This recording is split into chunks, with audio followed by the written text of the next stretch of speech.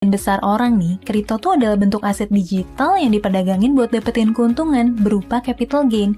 Jadi kita tuh beli kripto nih pakai uang fiat kayak rupiah atau dolar dengan harapan harga aset kriptonya bakal naik. Terus kita jual deh di harga yang lebih mahal dari harga beli kita dan dapetin keuntungan. Jual kripto di sini bisa kita artiin juga sebagai aktivitas gitu buat nuker balik aset kripto kita sama uang fiat. Aset kekayaan kita dalam mata uang fiat bertumbuh dan kita bisa pakai deh uang kita buat kebutuhan atau keinginan kita. Tapi kamu tahu nggak? Ada sekelompok orang di komunitas kripto yang mutusin buat nggak akan pernah ngejual aset kripto mereka dan bertekad bakalan terus nyimpan aset kripto mereka seumur hidup sampai meninggal atau bahkan diwarisin ke generasi selanjutnya. Loh, kok mereka nggak mau sih jual kriptonya? Kalau gitu, apa untungnya dong nyimpan kripto kalau nggak dijual lagi? Bukannya kripto tuh cuma aset digital buat di tradingin doang ya? Jadi kita beli, kalau harganya naik ya kita jual. Nah, sebelum aku jawab rasa penasaran kamu, aku mau ceritain dulu nih beberapa contoh dari orang-orang yang aku maksud. Orang ini namanya Michael Saylor.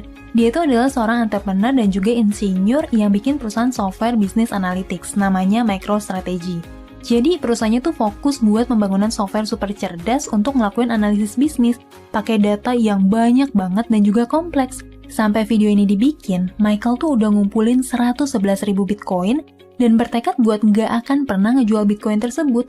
Wah, 111.000 Bitcoin kalau dihitung berapa triliun rupiah ya? Ngapain sih dia beli Bitcoin sebanyak itu? Kalau harganya jatuh, nanti dia rugi besar dong. Kenapa ya uang sebanyak itu nggak disimpan di investasi yang aman-aman aja? Selain Michael, ada juga nih cerita dari Changpeng Zhao atau yang lebih dikenal dengan nama CZ. Dia tuh founder sekaligus CEO dari Binance. Di tahun 2014, dia tuh sampai ngejual apartemennya buat ngakumulasi Bitcoin sampai tahun 2015. Dan Bitcoin itu tuh nggak pernah dia jual sampai sekarang. Dalam beberapa tweetnya, dia bahkan ngaku nih kalau 99% harta kekayaan dia tuh dalam bentuk kripto. Dia udah nggak pegang uang fiat kayak dolar atau yuan dalam jumlah banyak. Kalaupun dia konversi nih kriptonya ke fiat, ya itu tuh cuma buat keperluan belanja aja. Wah, kok berani banget ya punya aset kripto dengan porsi sebesar itu? Padahal kan harganya berfluktuasi terus. Nah, ternyata nggak cuma orang super kaya kayak Michael Saylor dan CZ doang nih yang punya gaya hidup kayak gitu. Banyak penggemar kripto yang udah mulai ngadopsi gaya hidup kayak gitu. Berdasarkan beberapa pengakuan user nih di forum kripto kayak Reddit atau Twitter, kita nemuin banyak statement kayak gini. Kenapa sih mereka tuh nggak mau take profit aja? Terus gimana dong cara mereka bayar-bayar tagihan? Gimana cara mereka dapetin penghasilan rutin?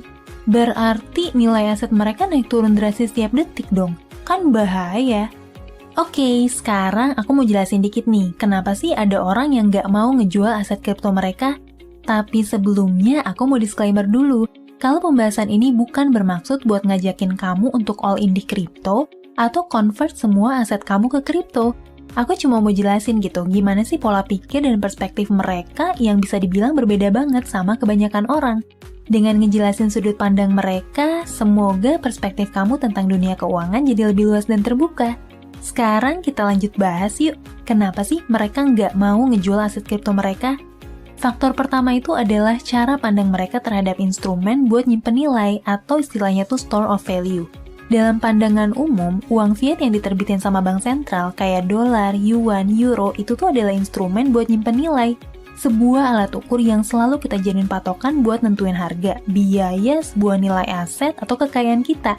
Nah, buat penggemar kripto yang udah fanatik bertahun-tahun, mereka tuh udah menggeser sepenuhnya persepsi mereka terhadap instrumen buat nyimpan nilai ini.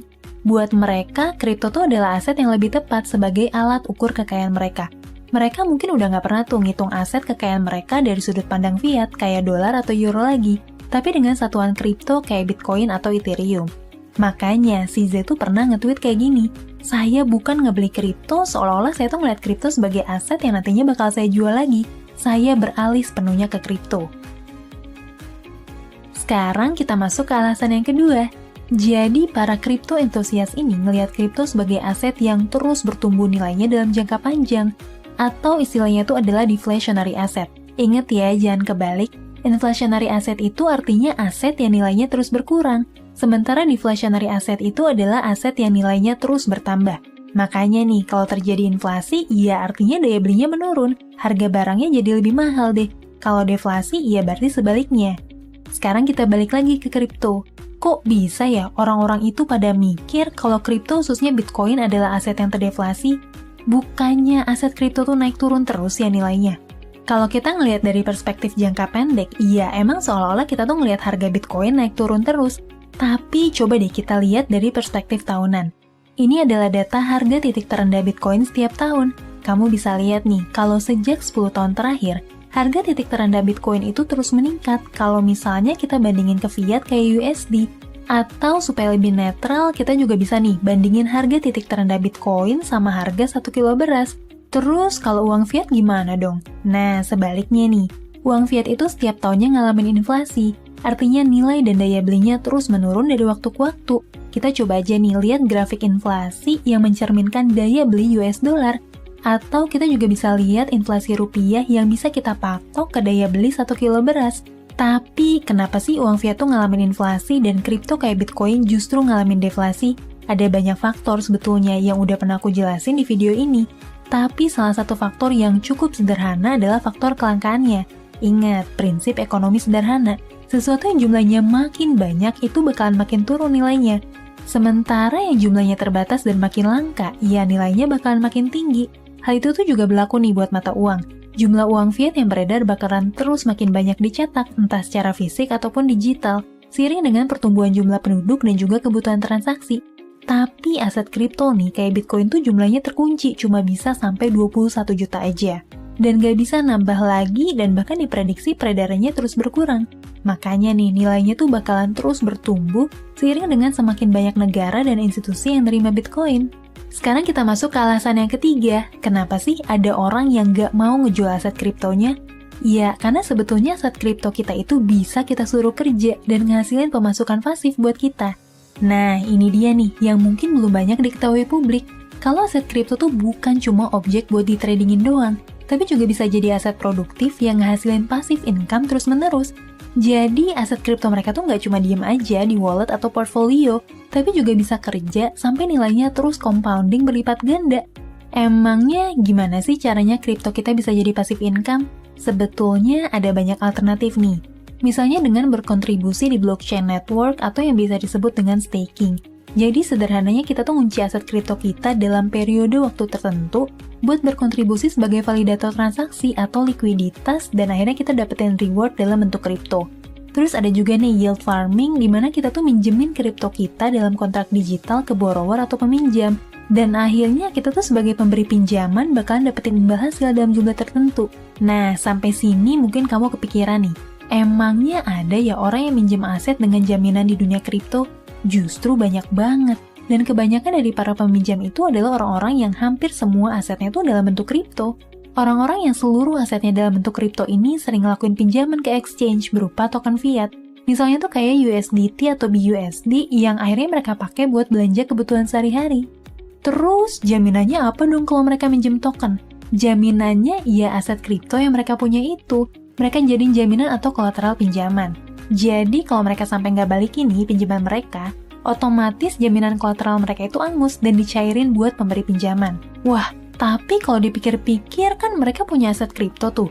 Kenapa nggak dijual aja terus hasil penjualannya buat belanja kebutuhan sehari-hari? Justru itu poinnya. Buat mereka daripada aset kriptonya dijual, ya mending disuruh kerja aja kayak ikut staking. Sementara buat kebutuhan sehari-hari, ya mereka tinggal pinjam aja USD token atau token fiat lain ke exchange. Itulah kenapa sih banyak penggemar kripto yang mulai ngadopsi lifestyle kayak gini dan mutusin untuk nggak perlu ngejual kripto mereka sampai seumur hidup. Mereka pikir, iya ngapain aset kriptonya dijual kalau misalnya bisa disuruh kerja dan dijadiin jaminan. Mungkin buat kita cara kayak gini tuh terdengar aneh dan asing gitu ya. Tapi udah banyak juga yang ngebuktiin mekanisme ini dan bisa dilakuin selama bertahun-tahun. Lagi aku mau nekenin kalau video ini bukan bermaksud supaya kamu tuh all in di kripto atau ngelakuin pembayaran dengan kripto karena itu tuh dilarang di Indonesia. Tapi semoga sharing dari aku ini bisa nambah wawasan kamu tentang perkembangan komunitas kripto.